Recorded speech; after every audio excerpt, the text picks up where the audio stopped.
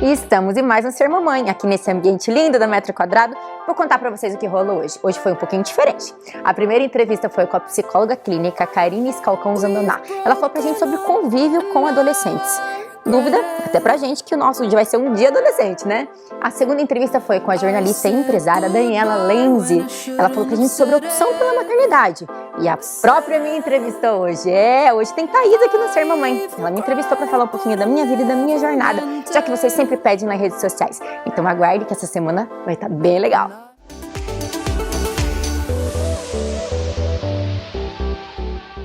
Convívio familiar com o adolescente. Tema que deixa muita gente preocupada e gente que tem filho que vai se preocupar ainda com isso, né? Eu trouxe uma amiga muito especial para falar sobre isso. Tudo bom, Karine? Tudo bem, um prazer enorme estar aqui. Já temos uma história juntas, longa, né? Cá, conta pra gente. O que tem de que procura mais na rotina do consultório a respeito de adolescentes e o convívio familiar nessa época?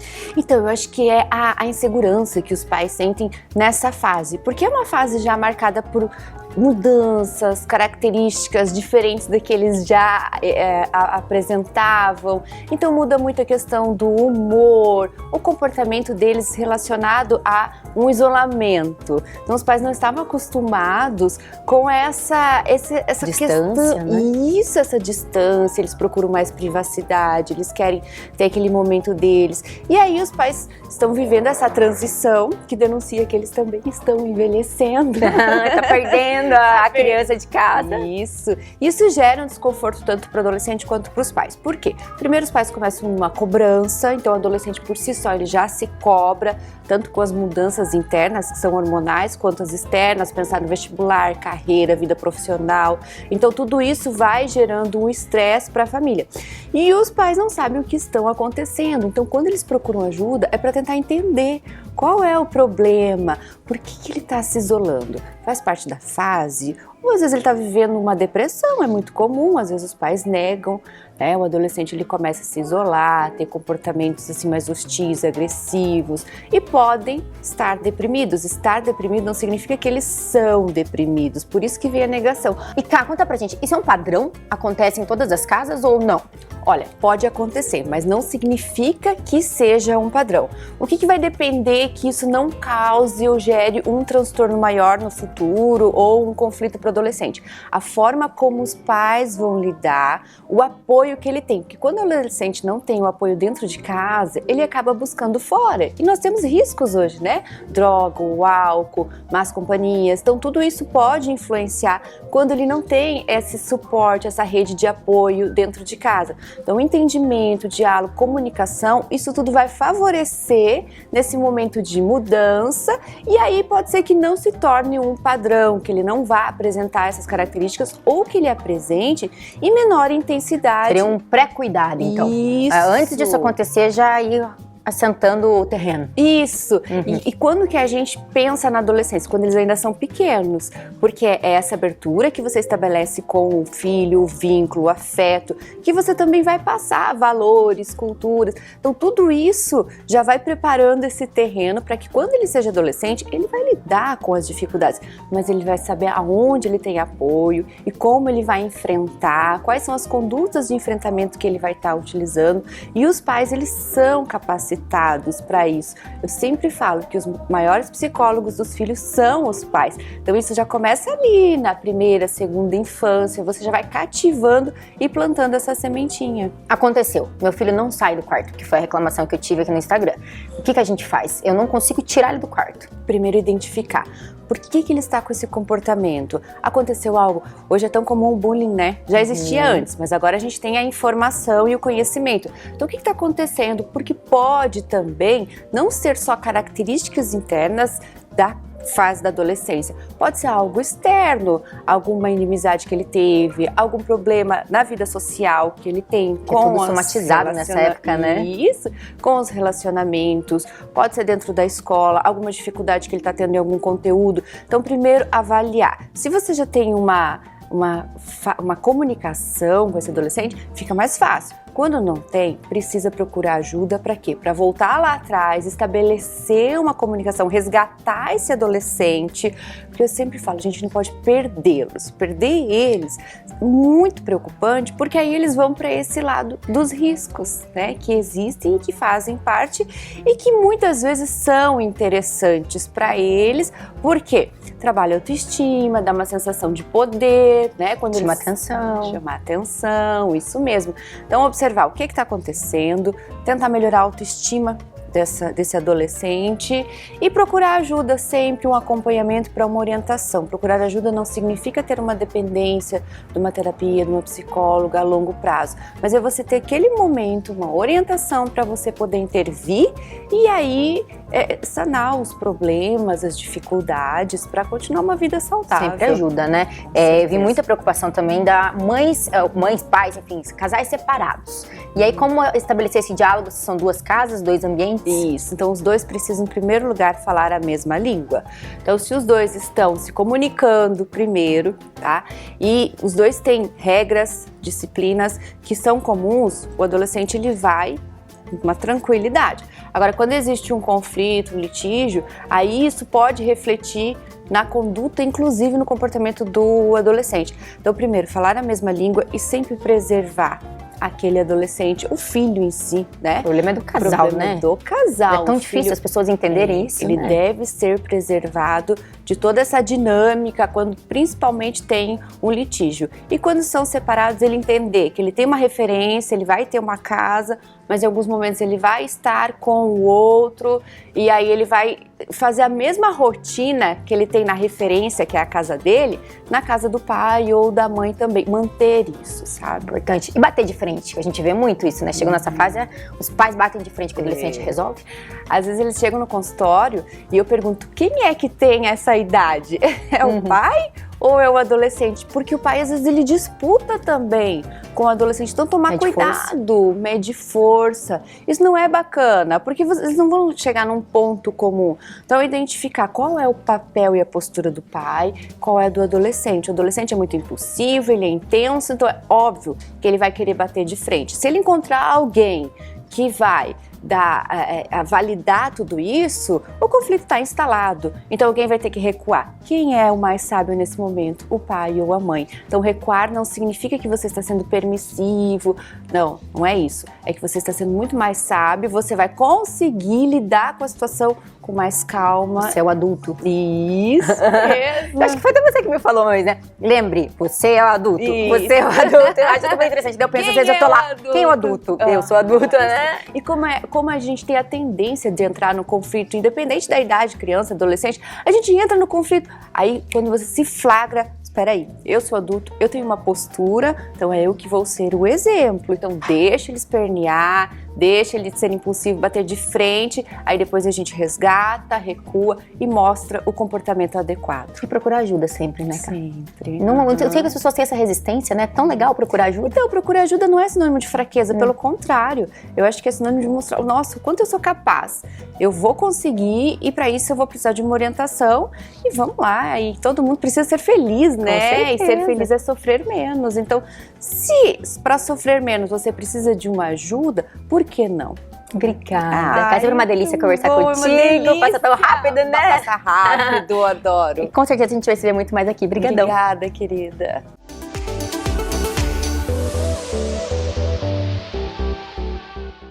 A opção pela maternidade. Tantas mulheres que têm essa opção, que fazem essa opção, e hoje eu trouxe uma muito especial para conversar com a gente. Tudo bom, Tudo bom, Thaisa? Que gostoso estar aqui com você. Nossa, que difícil entrevistar alguém que entrevista muito melhor que você. Capaz, difícil ser entrevistado. Dá um drama, sendo certinho drama, né? Eu não dormi direito, né? Imagina, e a opção pela maternidade. Que coisa legal a gente poder ter essa opção, né? É verdade, Thaís, mas eu vou te contar que o meu caso foi o inverso, tá? Primeiro eu optei por sair do trabalho para depois optar por ter mais uma nenê. Eu, ali no começo de 2019, decidi que eu queria me desligar, não estava mais confortável onde eu estava.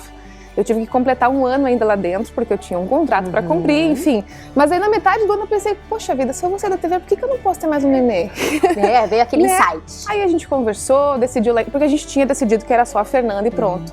Mas aí com essa nova possibilidade, com o Márcio já inserido no ramo de energia solar, já não na TV também, a gente tinha um pouquinho mais de tempo, né? E eu tinha essa possibilidade de sair um pouquinho para ficar em casa. Então foi ali que a gente decidiu.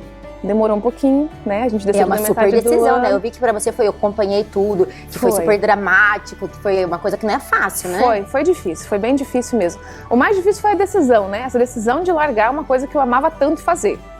Mas aí, quando também ficou tranquilo isso na minha cabeça, já veio a tranquilidade de conseguir engravidar, porque eu não estava conseguindo, enquanto eu estava tensa ainda. Estresse, né? Não, simplesmente não engravidava. Quando eu desisti de engravidar... Pô, agora seja o que Deus quiser. Agora vai. Daí a Belle veio e foi uma alegria total. E assim, quando você fala desistir do trabalho para ter as filhas, é claro que a gente não consegue se desligar 100% do mundo de trabalho. Tanto né? que você tá trabalhando, né? Mas Eu a gente trabalho. disse que você saiu de uma coisa que ali era super Sim, concreta, sim. que todo mundo via, e aí você se desligou, porque a gente pensa assim, a pessoa não, ela quer sempre, né? Não, eu optei por parar. Parei. É uma coisa que a gente observa, assim, Sim. é uma decisão forte, de uma mulher forte, com certeza. Muito forte. Eu decidi por fazer, então, home office. Então, eu saí do jornalismo, que foi a minha vida, eu construí minha vida em cima disso, para começar a fazer parte financeira.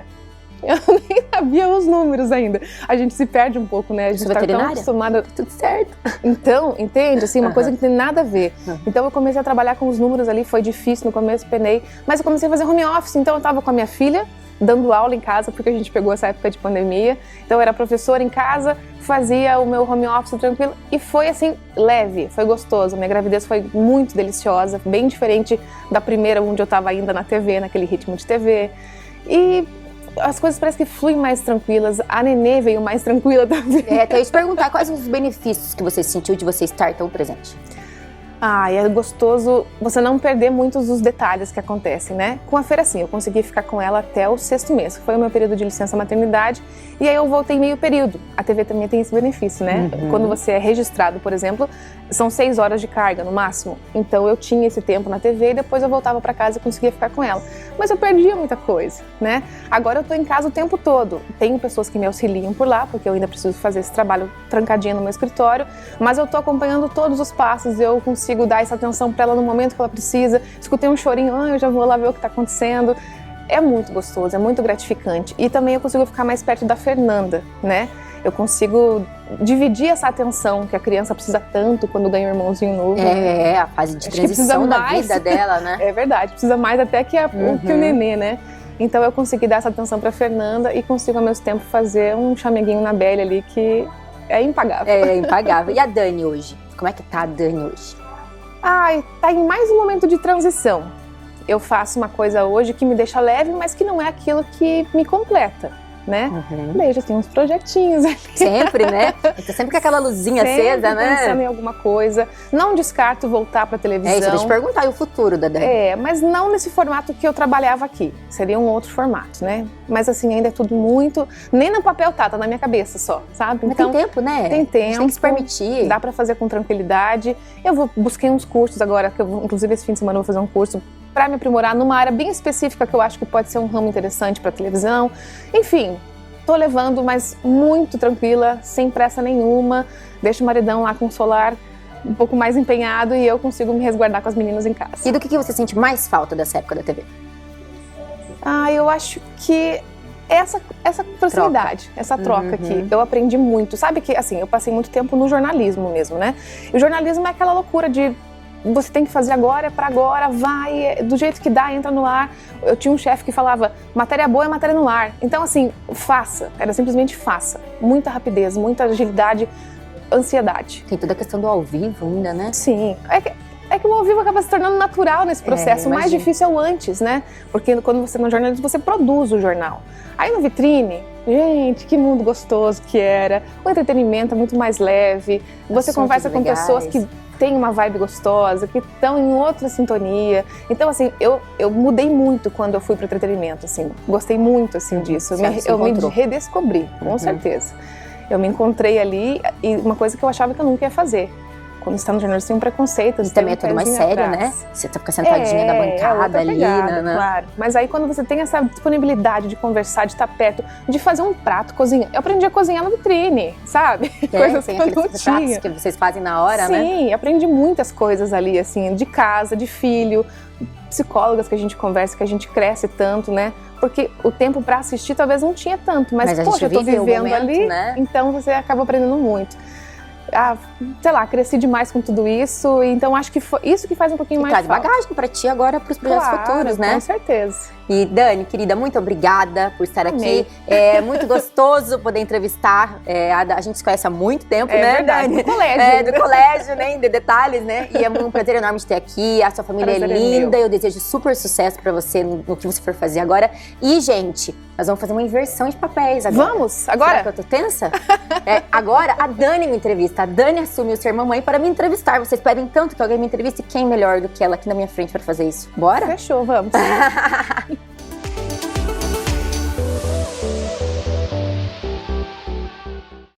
Vou matar a saudade aqui agora, então, de fazer uma entrevista. E olha que delícia falar com você, Thaísa. Ai, meu Deus, agora sou eu que tô tensa, pode? Não, relaxa, que é vida, é dia a dia, é tranquilo. Vou falar que não foi tão difícil, tá? Ser entrevistada. Você achou? Ufa, passou muito fácil. Então tá, eu ainda tô tensa. Ô, Thaísa, eu acompanho você nas redes sociais. Lógico que antes, como você disse, a gente estudava no mesmo colégio, já tinha essa relação, então eu te acompanhava por ali e era influenciada já por você. Ai, as coisinhas que você postava. O seu estilo de vida, a sua elegância, tudo eu achava muito interessante. E pegava dicas dali. Eu queria saber quando é que você deu esse start de pensar, poxa, agora eu vou profissionalizar. Não deu start. O que aconteceu assim, não foi start, nunca pensei nessa possibilidade de Thaísa usar a imagem Thaísa. O que a gente teve um start foi do Um Ser Mamãe, que seria um projeto que a gente tem, que a gente vai colocar em execução no segundo semestre, ele vai estar no ar, que é um curso sobre maternidade. Então é um curso super legal, a jornada da maternidade por Um Ser Mamãe. Então quando a gente veio esse projeto na nossa mente, a gente resolveu abrir um Instagram, Um Ser Mamãe, que até então era Um Ser Mamãe, né? E aí a publicidade falou, Thaísa, você precisa falar. E eu assim, eu sempre gostei de falar, como você sabe, mas não para as pessoas. Eu gostava de falar em grupo, sempre fui oradora, enfim. Mas esse negócio de falar, essa troca, eu nunca nem imaginei ter. Sim. E aí veio essa questão de, vamos fala, Thaísa. A Thaísa começou a falar, foi tentando perder a vergonha. Comecei a fazer vídeos caseiros. Nesses vídeos caseiros, o Val me viu. Aí falou assim, Thaísa, por que você não faz isso menos caseiro, um pouco mais sério? Eu fiquei bem em dúvida, porque assim, é muito difícil a gente se expor desse jeito, né, Dani? A gente tem defeitos, eu sou uma pessoa completamente amadora, eu estava sujeita a ser super criticada, e isso me dava medo, né? Eu falava assim, mas será que eu vou encarar isso, gente? Eu não sou jornalista, nunca fiz nada da área, eu tinha um pouco de medo, ficava apreensiva. Mas resolvi me jogar, e me joguei e entrei no mundo do Um Ser Mamãe, o programa. E com o programa veio a Thaísa influencer, entre aspas, pra falar da dica. Então eu entrei numa onda e ela foi me levando, sabe? Nunca foi programado e nunca foi planejado. E por que você pegou justo esse nicho dos filhos? Marcou muito a maternidade pra você? Eu me transformei. Tipo assim, a Thaísa antes, a Thaísa depois é outra Thaísa, sabe? Eu sou, tipo, outra pessoa. Eu fui em busca de novos conhecimentos. Eu achei um nicho que eu nunca nem imaginei que existia. Eu tive sentimentos que nunca nem passou pela minha cabeça que existia quando a gente é mãe, né? A gente sabe disso. Encontrei dificuldades e difícil as respostas para essas dificuldades. E foi nisso que veio a ideia, de que isso é tão difícil, respostas simples, eu tenho que buscar em tantos lugares, tanto gente, por que não colocar todas as respostas num lugar só? E aí que veio a ideia do curso. Que interessante. Aí eu fiquei pensando, pra mim mudou muito, eu queria saber pra você. A Thaísa, mãe da Isadora, é diferente da Thaísa, mãe da Isadora e do Otávio? Eu acho que muda menos. O primeiro filho é o impacto geral da sua vida, de que vem aquela mudança gigantesca que te embola. O segundo filho, você já tá naquela vibe de saber que vai dormir direito, que tem responsabilidade, que tem aquilo no outro dia, que tem a madrugada intensa. Então eu acho que muda um pouco menos. Eu acho que talvez a Thaísa, mãe do Otávio, menino, que eu acho que deu um pouco mais de diferença, a questão do sexo, né? Porque eles são... Mas eu acredito que quando é dois deve ser muito diferente também, não é, Dani? Muito. Então não tem muito a ver, eu acho. É que a personalidade deles que me mudou. Não em si a dupla maternidade, mas assim, lidar com um tipo, de lidar com o outro, um perfil, outro perfil, e saber analisar esses perfis, isso sim me moldou. Tá, e se já era difícil antes ser mãe, agora ser mãe, ser blogueira, ser tudo, como é que tá sendo pra você equilibrar essa vida? Loucura, menina. Tava comentando com eles o que eu fiz hoje até as 9 pra chegar aqui, leva pra escola e dá café da manhã e faz tarefa e se arruma dele. Você foi no salão? Eu falei, que salão, gente? Eu não tenho tempo, entendeu? Assim, então assim, a gente tem que ser prática, né? Eu acho que eu trouxe a praticidade pra minha vida, de entender que não dá pra fazer tudo, de entender que às vezes eu tenho que abrir mão. Ontem, por exemplo, a Isadora ficou em casa, eu tive que abrir mão de trabalhar e a gente abre mão. Meus filhos são em primeiro lugar na minha vida. Se eu tiver que largar qualquer coisa, eu largo, porque eles são a minha prioridade. Então, assim, é tudo incerto, né, Dani? A gente não sabe como é que vai ser amanhã.